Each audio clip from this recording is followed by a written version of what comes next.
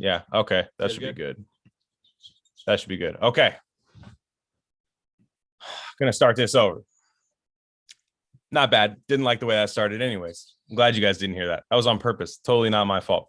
But anyways, let's get back to what I was saying.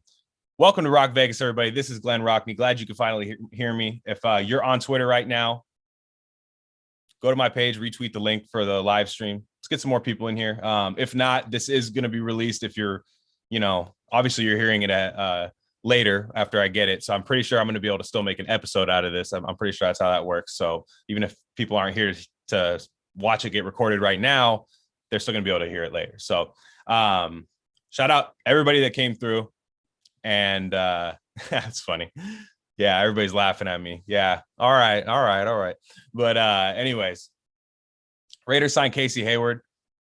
I have yet to find a Raider fan who thinks that's bad. And that's a good thing. I can't remember the last time Raider Nation just agreed. It was just like, yeah, that's it. That's what we need. We did. The Raiders needed it. I thought it was very odd to bring back almost the same secondary pre-draft. And they didn't take corners early. I mean, I should say same corners, not same secondary, but they didn't hammer the corner position in the draft. And you're like, well, what the hell's going on here? Then they bring in Casey Hayward to really help everybody out. You know what I mean? Help these guys out. And he's not going to just be a teacher. That's what I like about this, right? It's going to help install the defense, right? These is still a young secondary. I mean, Trayvon Mullen's going in his third year. Feels like he's been on the team a little bit longer than that, but I think you're going to get a contributor on defense, even a starter. He could start, and I think he should be penciled in unless somebody like, I don't know, unless somebody like Isaiah Johnson, right? Wows in training camp. If Isaiah Johnson comes in and plays really well, because I think he's going to be a guy that benefits from this scheme. If that ends up happening, then yeah, you still have three solid corners, because I think Trayvon Mullen's going to make a nice leap in year three. I think last year was a bit of a down year for him, but I think this scheme is also going to benefit him. And I know we're putting a lot on Gus Bradley's plate, but I do expect him to be a better defense this year. It'd be tough to be worse, right?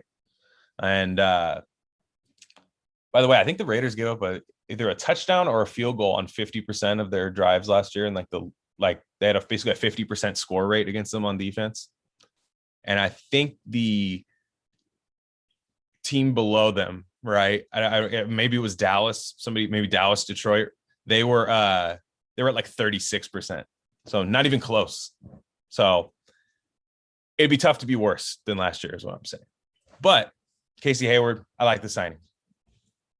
Can't expect him to be the, Green Bay Casey Hayward or even the early years with the Chargers. Yeah, we can't expect him to be that, I don't think. But I think you're getting a quality starting corner out of that. Much better than Sherman, in my opinion. Like, I really didn't want to go after Sherman that hard. If he was the last guy left and he wants to play on a 1 year, sure.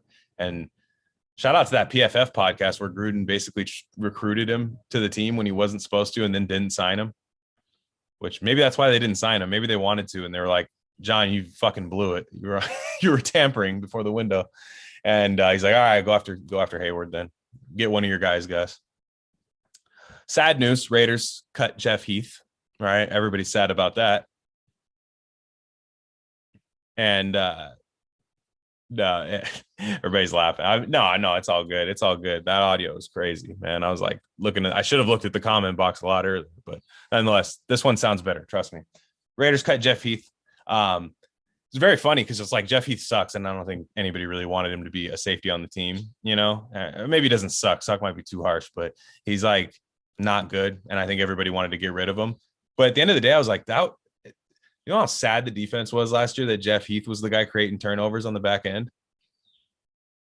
Like, it's nuts. Like, Jeff Heath was the playmaker on defense in the secondary last year.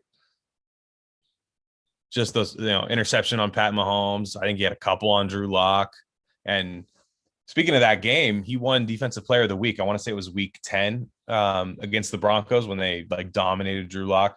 And I remember this guy, I think it was Tom Pelissero for the NFL Network, goes, I cannot believe, this is kind of a shocking news, kind of a shocker here, but the Raiders cut former week 10 Defensive Player of the Week, Jeff Heath. And he's like, acting like some surprise cut happened.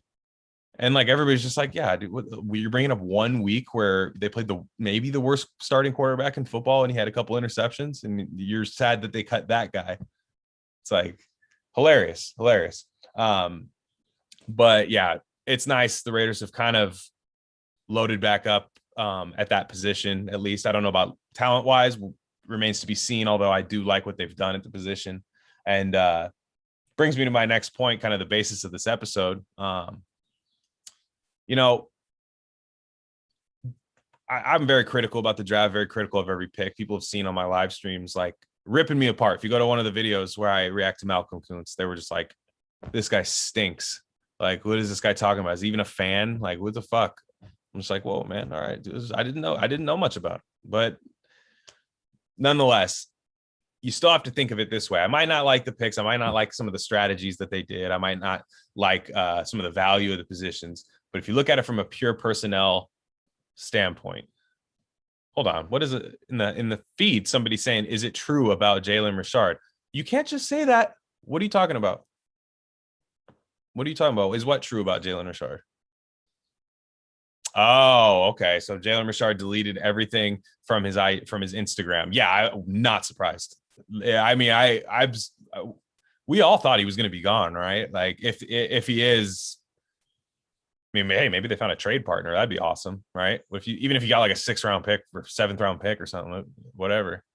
But okay, so that makes sense. Yeah, I mean, news to me. This is why we're doing it live. That's pretty cool.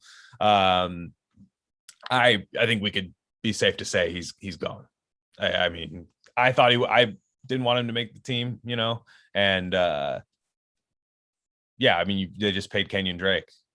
Look how much they have: a 1st round pick, a top paid backup running back, and then Richard wasn't making crazy money, but he was still getting paid. Definitely like the team wanted him back, so they paid him like they wanted him back, and yeah, just you can't put that much money in the running back position. And I think Theo Riddick did just as good as Jalen Richard last year, and that's being generous. There were times I thought Theo Riddick was a better blocker than Richard, and even though Richard's good at that too, I like what Theo Riddick did for the team last year. Why not just keep him? That's a good 3-back set right there. That's not 3-back set, 3-back depth chart there, and I got no problem with that. So gotta say, Jalen Richard, that first run against the Saints, right? 2016. That was nuts, man. That game was getting out of hand. That game was getting out of hand. I remember against the Saints in 2016, and then Richard just ripped off that run. I was thinking like sky's the limit for this guy. You know what I mean? Because he was getting hyped up in camp. So to do what he did as an undrafted free agent, and then jumping into to do what he did as a free agent and basically out of nowhere. I can't even remember where he went to school, but I think it was a D2 school or something. Or was it Southern Miss? Maybe it was Southern Miss. But it's still pretty good. Like, that's still pretty good. That was still a gem, I would say, from Reggie McKenzie. Still a gem. Like, that was good. He's pretty good in the 2-minute offense. Like, but again, replaceable. So if Jalen Richard's gone, thank you for your service, I guess. But did the Raiders get better? And let's look at it position group by position group, right? We don't know about some of these draft picks, but we know about maybe some of the guys who weren't very good at that position already. Maybe they could get pushed down by some of these draft picks. Obviously, the team wanted to draft at that position. Therefore, they didn't like the guy currently there. They expect the draft pick to beat out the Nevin Lawsons, the guys like that, guys that maybe weren't good last year as starters. Who's going to block on 3rd down and shrink the size of the playbook there? Dude, it's Theo Riddick. Yeah, it's Theo Riddick. Theo Riddick's a great pass blocker, dude. Like, I mean, he legit is like an offensive lineman when he blocks. So that's why I don't mind losing Richard. But did the Raiders get better? I think that the Raiders, let's go through position groups, right? Let's start at quarterback, right? Oh, everyone's favorite. That'd be cool if we could break an Aaron Rodgers trade tonight, right? That'd be pretty cool. No, I don't expect them to get Aaron Rodgers, but no, they have literally the same 3 quarterbacks, so it's about the same. everybody has a strong opinion on Derek Carr, so do what you will with where they are at quarterback. I think they're okay. I would love to get Aaron Rodgers. Don't see it happening. Running back, did the Raiders get better? Absolutely. And I'm only saying that because it better happen, because that's a lot of money to spend at the position. If Kenyon Drake doesn't work, I don't know. But I think he's going to hit some home runs for the Raiders, like some home run, like that Jalen Richard run against the Saints in 2016. Those type of runs is what I think you're going to see out of Kenyon Drake. Let's see. After running back, wide receiver. I mean, this one's tricky because I think they should be better simply because I expect year 2 Ruggs to be better, right? Year 2 Henry Ruggs, it's got to be better than year 1, because we're putting the B word on him if that's not the case. And I'm not really the biggest fan of him personally. Like I don't think we're going to see the ceiling that a lot of people see with him. But again, if he's going to hit, we need him to hit some home runs for the Raiders. That's why he was drafted where he was drafted, to really be a home run hitter. And but I expect a very much more involved Bryan Edwards this year. John Brown and Nelson Aguilar are very similar. I think Nelson Aguilar is probably better yards after the catch, so you're going to be maybe sacrificing a little bit of that. But John Brown is another guy that I think they did a good job replacing. And let's see. Who else? I mean, Renfro's Renfro. I think Renfro, it's weird because I think Renfro's like pretty much like, you know what you're getting out of him. And he's another sneaky guy, man. That guy is awesome after the catch. Like, and I'm not even talking about in like a shifty, stereotypical white guy kind of way. Like, that dude's got some wheels. Like, I know he didn't run well at the combine, but he's got game speed. And he should be the starting punt returner on the team. I thought he was a fantastic punt returner. I know he had a fumble and stuff, but that guy's good.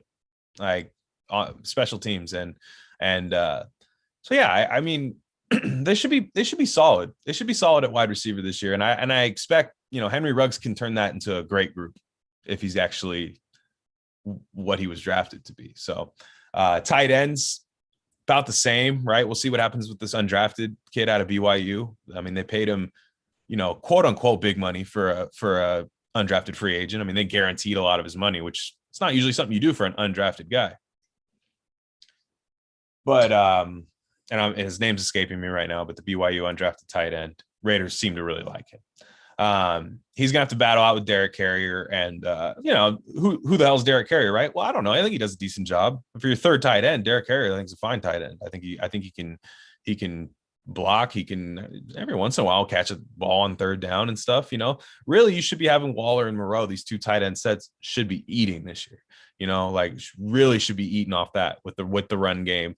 Mix in a little bit of play action, John. Try it once, please. And with that group plus the receivers, I like it. I think the offense so far is better, right? But then you get to the offensive line. I don't know about this offensive line. I just don't know.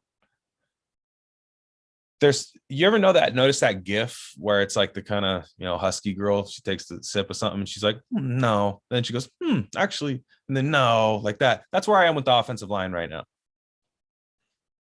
The offensive line, it's like there's times where I look at them like, yeah, Miller, healthy, incognito. Alex Leatherwood hits the ground running, at least in the run game. Denzel Good, Andre James. I just come to Andre James and I'm like, I get it. The people that want to trust in the coaching staff, I don't know if I'm there.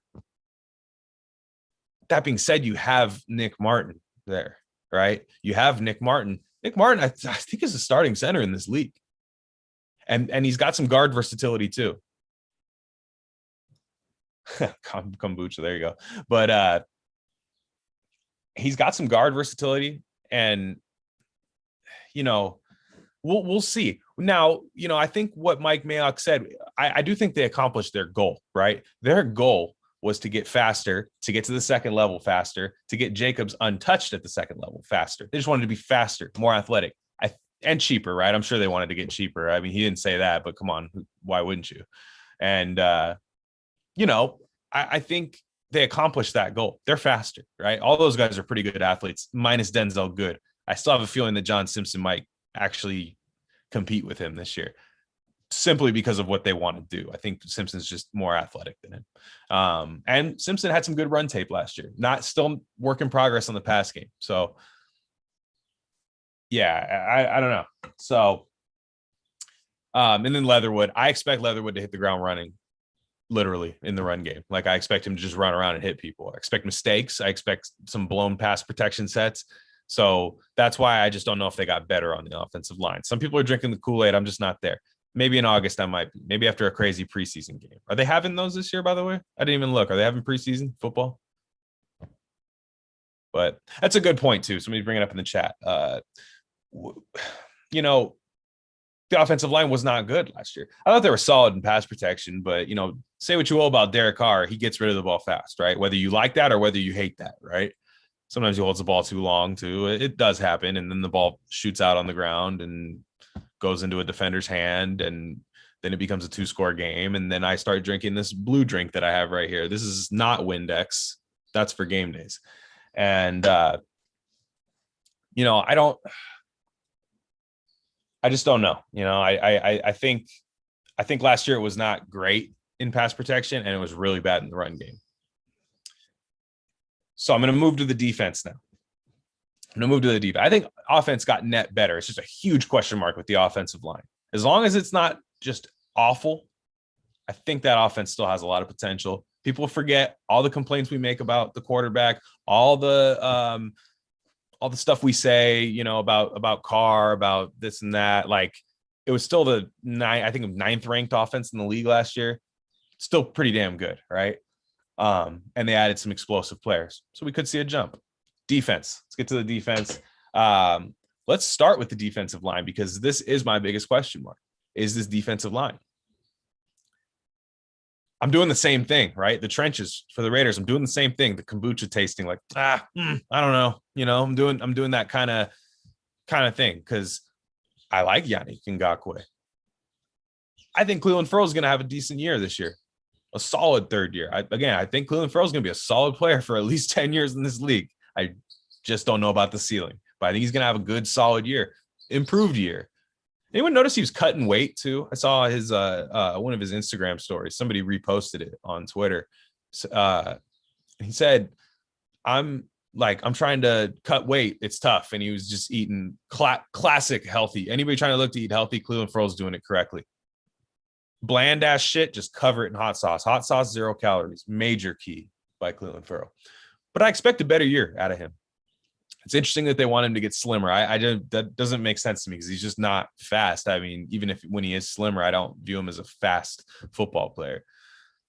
Nonetheless, those ends, I like those. Crosby, I'm lower on Crosby than a lot of Raider Nation. They freak out because he gets sacks, right? He gets sacks, but he gets sacks when he wins, right? When he beats the person blocking him. But he doesn't get pressure very often. He doesn't win very often at the point of attack. And last year, I thought he looked a little sluggish, putting on the weight. I just don't know about that. But yeah, so those three guys, like, in a vacuum, that's better than what the Raiders had last year, because you just added Yannick Ngakoue to it. Best pass rusher the Raiders have had since Frosty Rucker, of course. So that's who you're all thinking of. No, of course, Khalil Mack. Damn, almost bought the jersey, man. I almost did it. But the interior is a bit interesting to me. I still can't get over cutting Mo Hurst. You know, of course, you know, maybe that's Bradley's call. Maybe Bradley's like, hey, he's good. It's not for my defense. I don't know. But just Quentin Jefferson, always been a solid football player. I don't expect him to be bad. I think he's probably going to start for now. Hankins is Hankins. Nobody's excited about Jonathan Hankins, but you notice when Hankins ain't out there, right? Teams are running all over the Raiders. He stops the run. He does his job. He does what he gets paid to do. If you want anything more of Jonathan Hankins, that's your problem. Jonathan Hankins is going to do what Jonathan Hankins does. He clocks in an 8-hour shift and just does Jonathan Hankins work. You know, you ask him to do, you know, Aaron Donald work. He's like, nope, sorry, I quit. Somebody's asking if Max was injured last year. I mean, I guess I don't know. To me, he just looked bigger. You know, I remember they asked him to put on a bunch of weight, and I don't know, just didn't seem necessary. Like, I think he has that length that you want out of a defensive end, and like just didn't look as explosive, you know. And he's that's his own doing. He needs to get a little more better. Like he needs to get better. They always say he's not quite the X's and O's player that Cleveland Ferrell is. So if you could combine the two guys, we'd have a fantastic defensive end between those two guys. But nonetheless, like I'm saying, this defensive line is just way too many question marks for me. David Irving, right? Let's hope. Obviously, Gus Bradley likes what he sees, you know, at least from the film, and maybe some of his Cowboys film is still on his mind, right? Like that's all right. Darius Philon, like a lot of these guys, I'm not sure about. You know, there was once upon a time on this podcast, a long time ago, I was like, hey, find a really good defensive lineman and trade pick 17 for him. Do we still hate that idea? I don't know. I would have taken it. All right, let's move to the linebackers. Unless I was missing some D linemen there. Remind me in the comments if I'm missing some D linemen. Considerable ones. Kendall Vickers. I'm sorry, I don't have much to say about him. But linebackers, did they get better? And this one's going to get contentious because a lot of Raider Nation is talking themselves in to Divine Diablo, right? Divine Diablo is not penciled in to start. So yeah, not his fault. I'm not saying, but the hype train of him switching positions, right? From, you know, just being a linebacker, right? We don't know. I talked about it last time. We don't know. That being said, you know, it's still a better backup than what they had. I don't want Kyle Wilber on this team anymore. I don't want guys like that. Remember when they had like Emmanuel Lemur? Like, I just don't want any of those guys on this team. So, you know, if Divine Diablo is even just a fun, exciting rookie, because he is fast. He is fast and super athletic. So I'm just hoping that comes in early on special teams, and then maybe he gets a little spot work here and there. Guys get injured. Linebacker's a very physical position. Kwiatkowski, I like him. I like him a lot. I saw some fans saying, can we move on from him? And I'm just like, keep your depth. Keep the depth. Like, if you have any kind of depth, relish it. Enjoy it.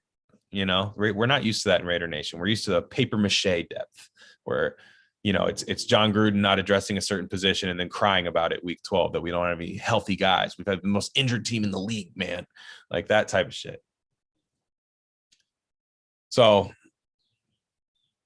I like Nicholas Morrow. I'm glad Gus Bradley does too. It seems, at least. I mean, he sees him as a fit. Did they get better? We'll see. All you really add to that group is Divine Diablo, and we just don't know. And I'm not ready to remember the last third round pick that got super hyped. I mean, maybe not the last one. That's not fair to say. But do you remember one from back in the day, C.O. Moore? Right? Not the same guy. C.O. Moore was going to be a bit more of a rusher and stuff like that. But I'm just saying, third round picks are third round picks for a reason. I hyped up Brian Edwards last year, but even then, rookies contributing on offense year one under Gruden doesn't usually happen a lot. But I don't know about this linebacker group. That's all I'm saying. I think it's solid, and I expect, like, somebody saying a solid B. I'll be with you. B minus. I'm with you. And I expect Littleton to be better in this scheme. That, I think, if anybody's going to improve the most out of anybody that was here in the last season, Littleton's going to be the guy that takes that huge jump this year on defense, where it was like, damn, this looked bad last year. That just didn't seem like a scheme fit at all. That seemed like the Raiders going after a good player in free agency. And then Paul Guenther's like, I don't know. Like I said, he wants you to do the Pythagorean theorem every play. Get out of here with nerd defense, Paul Guenther. We don't want nerd defense. That doesn't do anything. That's like some, you know, Matt Patricia type shit. Like, only he does that.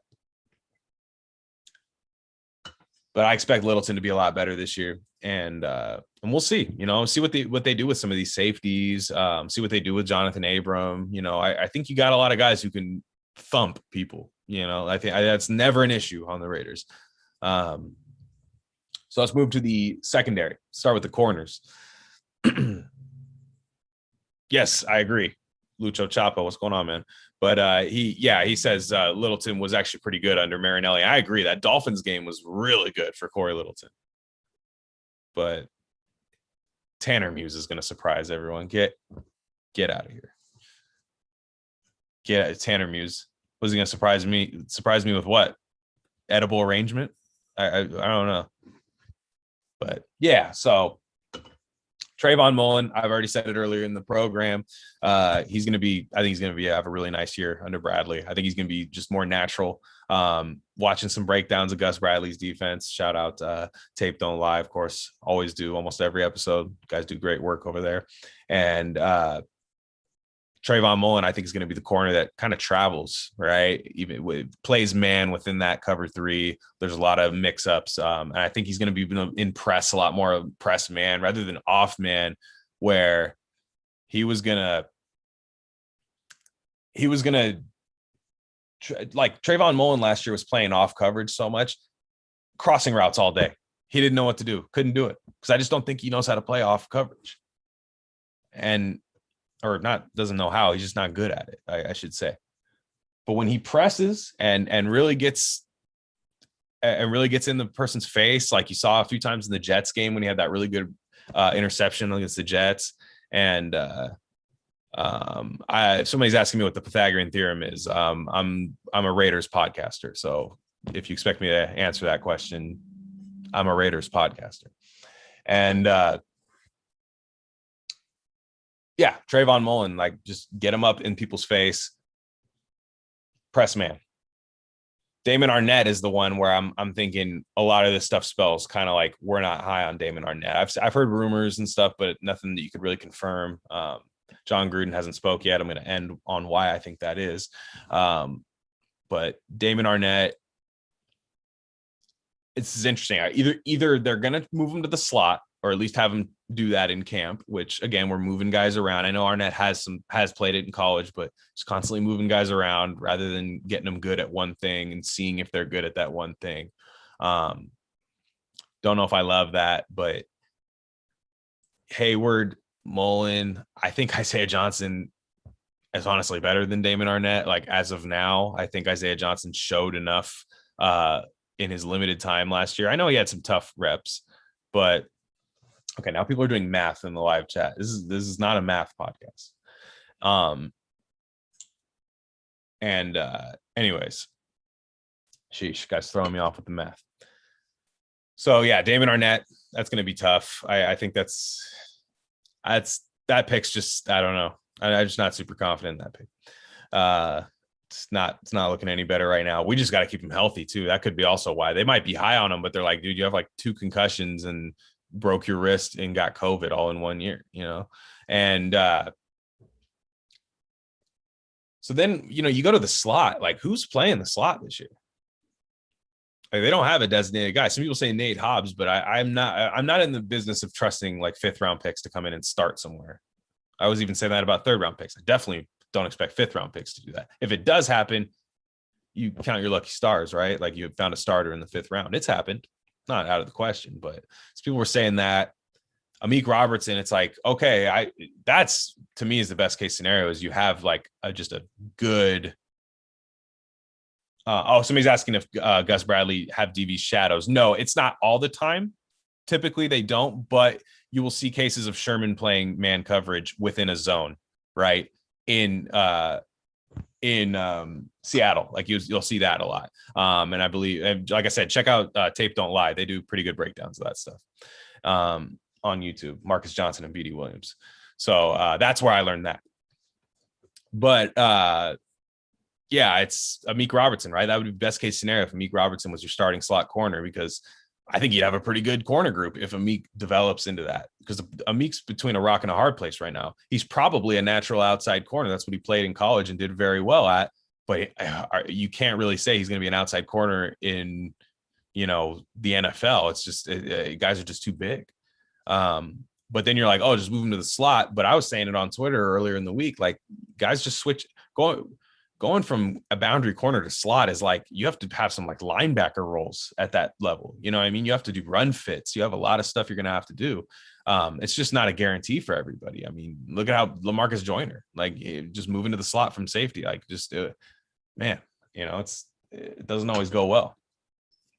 Like I said, Isaiah Johnson, I'm really high on. I think he's going to have a really good year. Like he just reminds me of a Seattle, like Legion of Boom corner. If you were to pick one guy from this team, like I'd say that's him. Like I'd be like, who reminds you of like one of the Legion of Boom players? I'm just talking about like the aesthetic. Like he's just got that. He's huge. The guy's like massive, and just in your face, like Brandon Browner when he was good, So, and then obviously Casey Hayward, right? Like I said, Casey Hayward could be your starter. I think that's the plan as of now. I think that's why you sign him. And I think that's good. I think if it's Mullen and him outside early, I feel fine about that. And if it's not, I feel fine about the person that beat him out. So that's good. So now let's get to the safety. That's a good one okay. So Tier saying Ohio State played Carroll and Bradley's cover 3 scheme, and Arnett played slot there. Interesting. Did not know that. That one I didn't know. I like that. I like that a lot. So that's good. Thank you, Tier. I appreciate that for dropping that in there. That's perfect. So maybe that is their plan, and that would be a great plan. And then you just have a open competition at slot corner where, at least a guy knows what to kind of do within the system. Maybe he doesn't quite know all the terminology yet, but still probably a head up on other guys there. So safeties, right? Safeties is probably the most improved position on the team, right? Raiders drafted quite a few. Trayvon Merrick, let's start with him. I think we can expect good things year one out of him. I don't see why we can't. Do we expect a Pro Bowl year out of him? No, but I expect flashes. I expect game-changing plays. I expect rangy coverage from him. I expect him to really roam back there, having ever since Woodson left, they haven't had that guy that can just roam back there and make plays, at least somebody that they trust.